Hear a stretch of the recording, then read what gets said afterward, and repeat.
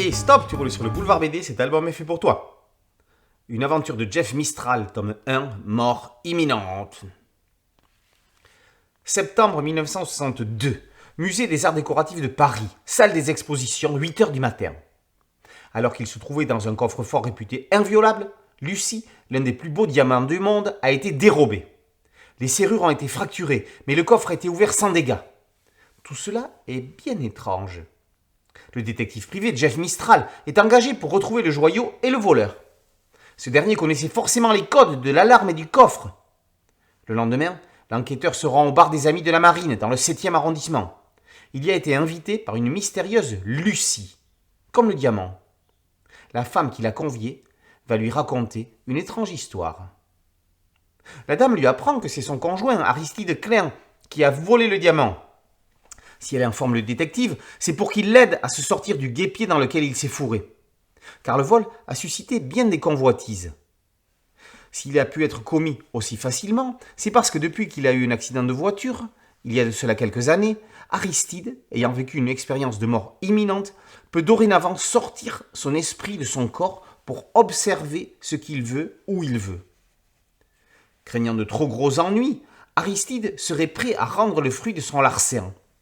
Tout cela semble tellement étrange. N'y aurait-il pas anguille sous roche ? Amateurs de vieilles cylindrées et adorateurs de Maurice Tillieux, cet album est fait pour vous. Les nostalgiques de Gilles Jourdan retrouveront chez Jeff Mistral une partie de l'ADN qui a fait le succès de cette série représentative de l'âge d'or de la bande dessinée. À l'époque, les histoires étaient dans le jus contemporain. Aujourd'hui, on fait un bond en arrière dans le temps d'une 60aine d'années. Olivier Andrieux y met tous les ingrédients nécessaires pour que la sauce se prenne. Il flirte avec le surnaturel, comme a pu le faire Tillieux. Rassurez-vous, tout, absolument tout est justifié. Pour ajouter à la mise dans l'ambiance, Jeff Mistral a un petit côté André Pousse, l'un des seconds rôles emblématiques du cinéma de gangster. Après Urbain Pujol, paru l'an passé chez ID+, Alain Julier, connu pour avoir longtemps dessiné les Vélomaniacs chez Bambou, reste dans l'univers des années 50-60.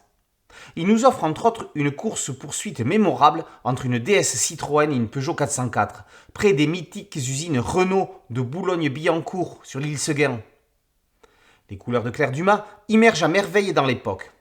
La coloriste rehausse la ligne claire impeccable du dessinateur tout en restant dans une cohérence classique légèrement modernisée, juste ce qu'il faut par quelques ombrés.